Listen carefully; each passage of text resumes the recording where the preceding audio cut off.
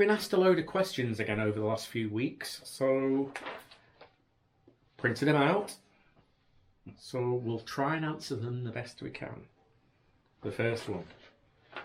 Are you going to get another dog? Nah. No. It was really nice having 4 dogs. It's a lot easier having 3 dogs. And Rum was irreplaceable, really, wasn't he? He was. We were down to 2, weren't we? We were. So, yeah. And that was handy on our last major trip round Cornwall. Just having 2 dogs, you go everywhere. 4 was a bit of a handful for various reasons, but 3, we're getting there again now. We're getting there again. We've got a little bit of hassle because the static caravan, a lot of you know that we own, the rules have actually changed for this new season coming up. And it's down to 2 dogs maximum per caravan. So we're going to have to fudge things a bit. Let's see where we get with that one. But yeah, so no, we don't plan on getting another dog. So, have you thought about touring Europe, or with the dogs, is that a no-no? Well, we have thought about it in the past, but it is a bit of a hassle with the dogs' passports, and certainly now we're in Brexit. I'm not sure how things go getting pet passports back in 2. It was a bit of a hassle, we've thought. Plus the fact, we've said quite often, probably not on here, but we've said to friends and family and stuff, there is so much to see in the UK that we could just spend years and years just exploring the UK and still not see everything. So, and we go to places like the Lake District quite a bit, as you know, and we're still finding new places there. So certainly did we haven't exhausted the UK at all. Right, this is a good one. This is a channel called GetawayGeese who asked us this question, and it made us laugh. Do you ever fall out in the van? And if so, how do you handle it when you're I've not got my glasses on. When you're out on a longer trip? So, we had this discussion last night, didn't we? We had to think about this because we don't fall out. We've been together 17 years and we can't think of a time that we've ever fallen out. And we've had to rack our brains, haven't we? Yeah, we really have, and we just don't. So we were laughing about it when I told Keith this was one of the questions, and we were laughing, saying, "Is that a good thing or a bad thing? Because does that mean we're so compatible that we have absolutely nothing to fall out about? And is that a good thing? We're not normal." Well, are we not normal? Well, we know we're not normal. But no. So no, I mean, occasionally I get a bit hangry, and I can get a bit huffy, but it's never a falling out, is it? It's just I can get huffy as well. Yeah, it's just we know we need something to eat then. Never a blazing row and having to separate. So it doesn't really come into being away in the van. It never really happens. With no juicy gossip about us falling out, because we just don't do it, do we? So, sorry. Have you ever got into a confrontation when wild camping, and if so, how do you handle it? Once, and it wasn't a major confrontation, was it? It was down in Cornwall. Down in Cornwall, we were parked up with a couple of other vans on a headland. Somebody came, and it wasn't our van, but he was ranting and raving and banging on the van in front of us. You can't park here, this, that and the other. I'm reporting you to the police. The police came. I went out and had a chat with him, and the police came. No problems at all. And apparently he's a well-known... idiot. I wasn't going to say that. He's a well-known personality down there that calls the police regularly and complains about everything. But apparently it was all to do because he wanted to park up and watch the sunset. So he got up to the little car park. There was no spaces where he wanted to park. And so he fell out with everybody. But the police were brilliant. Yeah, they came. Have you had problems? We explained what the situation was, and they said, "Well, yes, we know. He's well known to us. Have a nice evening and enjoy the sunrise. And if you look that way in the morning, you'll get a brilliant sunrise." So they were fantastic. But otherwise, apart from that, no, we've not. No. I mean, I don't know whether we've just dropped lucky, but I mean, we don't tend to park up very often in groups anyway. So it's, No. And we tend not to park up too long in one spot, and we never leave a mess. So nobody has got anything to complain about, really. I mean, we were up in, was it the Yorkshire Dales or Forest of Bowland the other month, and we were I was certainly really annoyed because we saw a camper van that had obviously been parked in a lay-by for a few days. They had the whole kit and caboodle out, didn't they? They had awning out, they had deck chairs out, they got a fire pit, and that's what gives people a bad reputation and doesn't help anyone. But no, we've not had a hassle apart from that one time. So. Do my glasses. Well, this one ties back to a previous question. Would you ever want to travel outside UK shores? So again, yes and no. I mean, if the opportunity arose, perhaps, but we're not desperate to do it. I mean, I suppose it'd be fun. You meant in the van as well, so probably less in the van than we would. I mean, yeah, big places we'd like to fly to, but not desperately, to be honest. So, how far in advance do you plan a trip? As in, is it days in advance to find a park up? And also the history content that you put on the channel for your places you visit, for the places you visit. If so, do you plan much in advance, or is it spur of the moment? A bit of both, really. Yeah. If we planned a long trip, then you tend to do a bit more. I do a bit of research on places and that we might visit, but we don't always get to there. It's very fluid when we go away. And often we'll see a sign and think, "Oh, I wonder what that's about," and we'll follow the sign, follow our noses, and have a coffee and do a bit of googling. Yeah, Google is your friend. And then other times, yes, we do.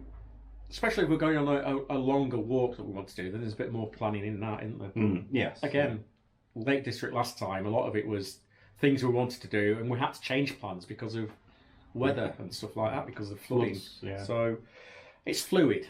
So a bit of both. Right, okay, I've actually printed some answers out for this so we don't forget anyone. Of all the van life channels on YouTube, whose channels do you watch the most and why? Right, okay, well, to be honest, Keith doesn't watch as much as I do because Keith's at work all the time, so... But the channels, I certainly always make a point of watching a Campervanya solo van life, and that's a lady called Sue, and watch her, she's a pretty new channel, but... She's a lady who lost her partner and decided that she didn't want to sit at home. She wanted to buy a van and go out exploring. And she's not full-time. She just goes out at weekends or for weeks away. And she's just very entertaining and down to earth. So that's one that we watch. GetawayGeese, they're just part-timers or weekenders or... whatever you want to call them. They don't live full-time in their van. They're just funny. They remind me of us. Without the bit, I mean, if we say we don't bicker, they just make us laugh because they bicker all the time. So, sorry, but we know you'll be watching this because you've asked a few of these questions. But yeah, we watch you because you make us laugh. And you go to nice places as well. So, Broon Van are a Scottish couple and their dog Kira. Again, we watch them because they do a lot of touring in Scotland. Again, part-timers, weekenders, whatever you want to call them. And they show some nice places that they go to. And then one that we do both watch is a lady called George. Her channel, we've met up with her, you might have seen in a way back Cornish video, is Too Born to Travel. Yeah. Why do we watch George? She gets up to some weird and wacky stuff. She does, doesn't she? We're jealous of her, really. Yeah, she does stuff that we wouldn't even attempt to do. Sleeping on a raft in the middle of a lake. Sleeping in a hammock or in a tent on a cliff or halfway down a cliff. She does all sorts of nutty stuff. A lot of wild swimming, she does. Yeah. A bit of surfing. A lot of surfing. As Daryl said, we've met up with George, so yeah, she's a nice girl. So they're van life channels that we really don't miss. But then there's also some other channels that we really don't miss as well. For long-time viewers, you'll know that we're friends with Pippa from Worm's Eye View, who does a daily vlog, and she also does van life because she's got a van. So we always watch hers daily or nearly every day because she does, as I say, a daily vlog. And then who else is there? The old Seadog. Yeah, Adventures of an Old Seadog. So I'll let you say a bit about him. Well, we followed him and his journey across. He's sailing around the world in his yacht, and we just followed him from day one, haven't we? Really? Yeah, we have. I mean, we found him pretty late, so we had to catch up on his videos. So, yeah, and he's called Barry Perrin, and he's part of the Liam Perrin's Worcester Sauce family. So, and then there's the Marsh Family. Well, you might have heard of the Marsh Family, especially if you've been in the UK for the last 2 pandemic years. Yes. They do... and they're on the charity. Yeah. Pudsey, Comic Relief. They do parodies. They do parodies, music, and entertaining songs, and it's been about the pandemic to cheer people up. I mean, they write them and put it to a lot of well-known tunes, songs that people know that have been in the charts over the last few years. But then they actually wrote a single that they released for Christmas, which was to support prostate cancer because their granddad, kids. The kid's granddad, and but it's a family of 2 parents and 4 kids, and they're just so entertaining. So if you've not seen them, it's worth a watch. The Marsh Family, and they're a really down to earth family as well. And then that'll do. Again, if you watch previous videos with Paul, he's based in the Lake District or Cumbria, and most of his videos are in Cumbria about different tourist places to go and again bits of history. So we always try and watch Paul's channel. And then the last one is, I'm not going to say it because I'll say it wrong because Keith always laughs at me. Go on. Well, I'll say unowho travel channel, but unowho travel channel. Again, another couple, and they travel and they vlog about where they are and whatever. They do a lot of walking, hiking, different places, Scotland, Wales, lakes. They're trying to bag as many Wainwrights in the lakes as they can. So that's another channel we always watch. So various mixture of channels. There's a lot more we do dip in and out of, but they're the main ones who we do make sure that we watch. So if you're watching this and you think we don't watch you, we still do. We just don't always comment because it does get time consuming. But we still watch you. It's getting dark in here. What's the next question? I can't see it. Excuse me. If you had to swap vans with another van lifer on YouTube, who would you swap with? Previously mentioned George. Yeah, I think. She's got a really nice van. It's an old horse box. Yeah. So the whole side folds down, so she sits on a sofa and just got a fantastic view. It's like having a veranda, isn't it? Yeah. Well, it's like decking, really. And we did do a van tour. It's a really quirky van, but it's nice. And she's got a bath in it. She's got a bath in it. So that's about the only one, really, because I think... And the way it's laid out, I mean, it's the bed's folded up and just folds down. The mattress and all the bedding's there. It's just well thought out, isn't it? It just works. Yeah. Coach built vans that we've seen, again, it's one of those questions we get asked time and again. Would we change anything in ours? And the layout's just perfect for us, so it works for us. So no, there's nothing really that we'd swap with, is there? No, not really. I mean, you can pay thousands for a van and still end up it not being perfect. So, if you could choose to be anywhere in 10 years' time, living your dream life as you become older, I'm old already, where would it be and what would it involve? Well, I'd probably say the Lake District of the Yorkshire Dales. Mm-hmm. On a hilltop, on a small holding or Yeah. a nice secluded house with an acre or two. Yeah. It's never going to happen. Never going to happen unless we win the lottery. Yeah, we didn't tonight. So. No, we've tried again. Because we like having the hens. Keith likes having the bees. Mm-hmm. We'd like a goat. It'd be interesting to have a goat. Because you want to milk a goat. I want to milk goat's goat cheese. makes cheese. But that would be it really. Just somewhere secluded, but not too secluded, I suppose. Especially as we're getting older. But yeah, just in the middle of nowhere, but not, and a bit of land. That would be perfect, wouldn't it? It would. Being able to open the door and let the dogs just run, rather than having to put them on a lead to take them for a walk when we're home as well, would be nice. Give them the freedom as well. You read that bit? Or not? Of all the different jobs and businesses you've had, are there any that you would still like to be doing? And do you have any plans to open your own shop again, if you could find the right place? Well, for those of you who don't know, we used to have a shop, which is why I think it's Richie who's asked this. We keep saying if we found the right place, the honey shop would be a nice one to open again.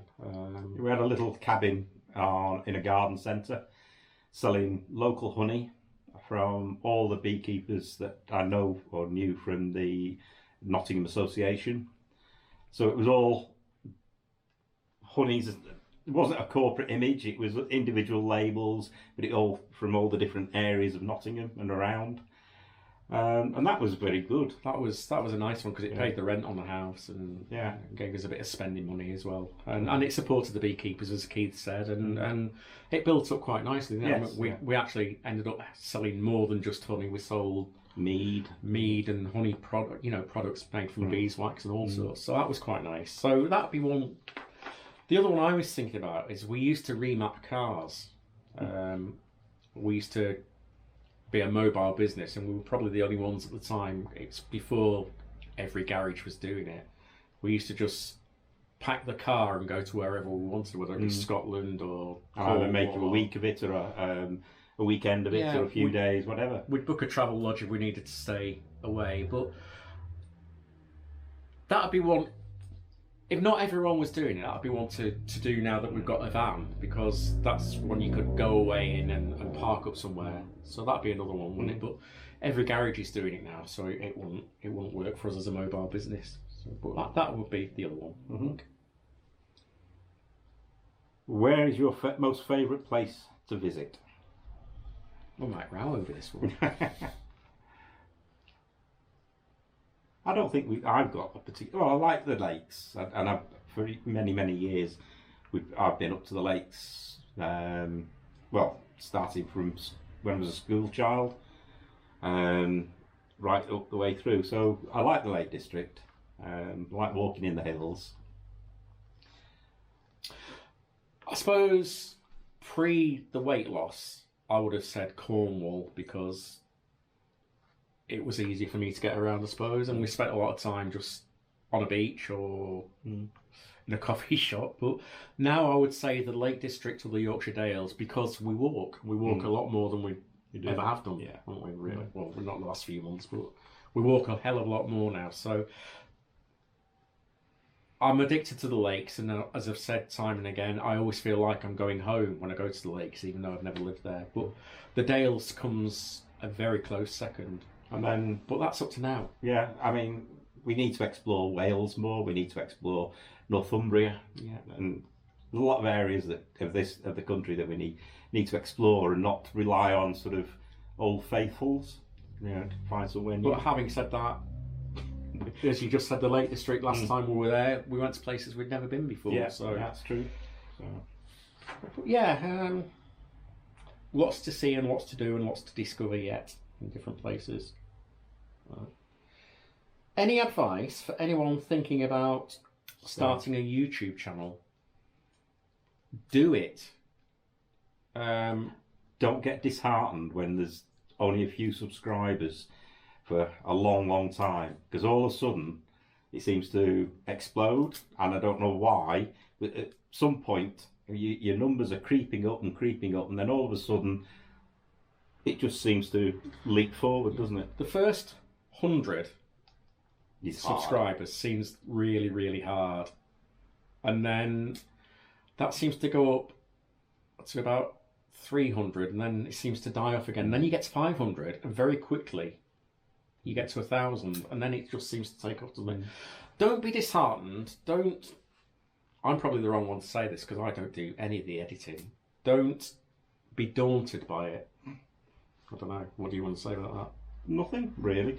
I mean, when we started, we had lots of advice from other YouTube channels, keeping it down to 20 minutes or less.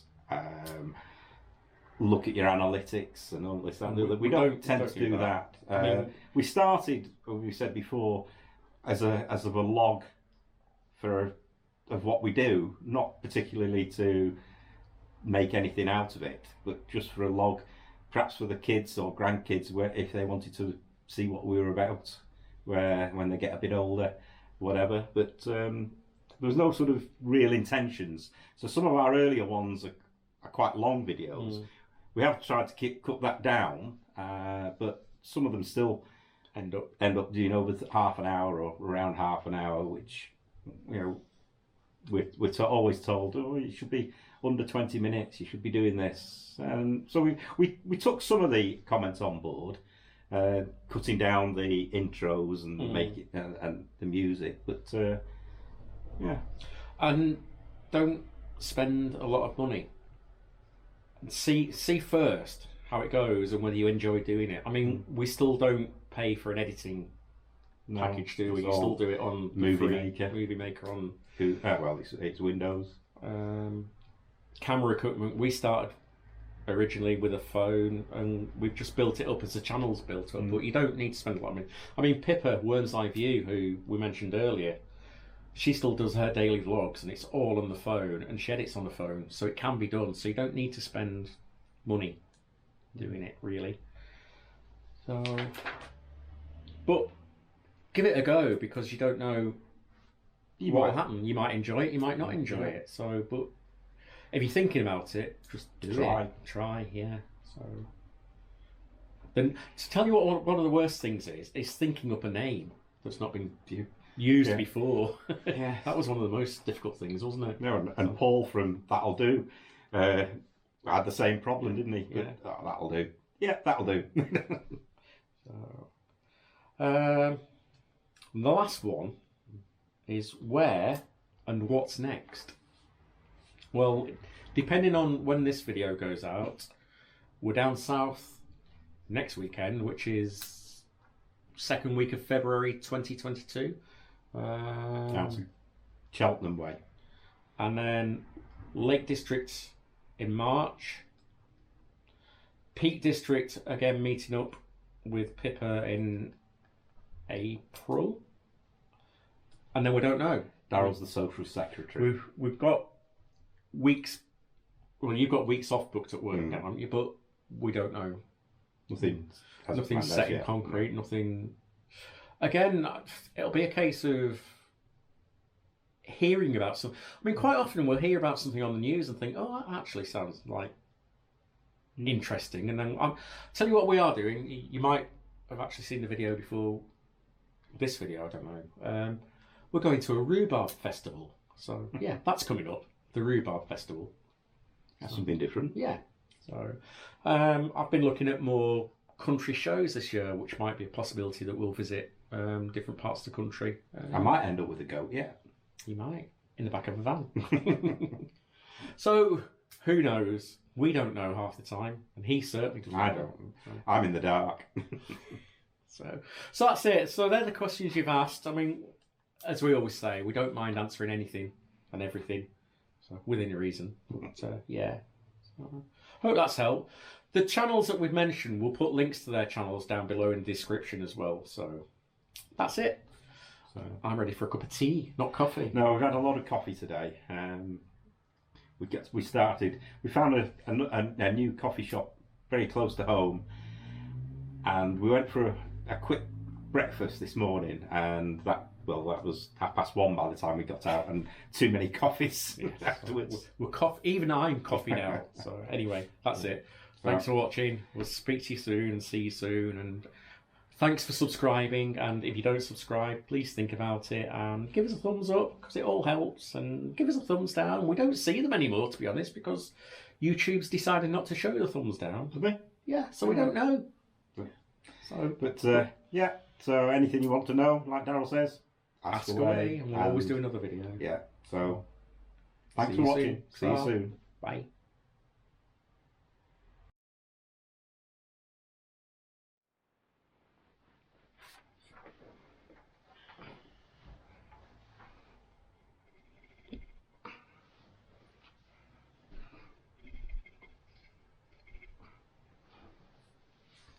We're at an angle now. What do you mean? Look, it's sloping.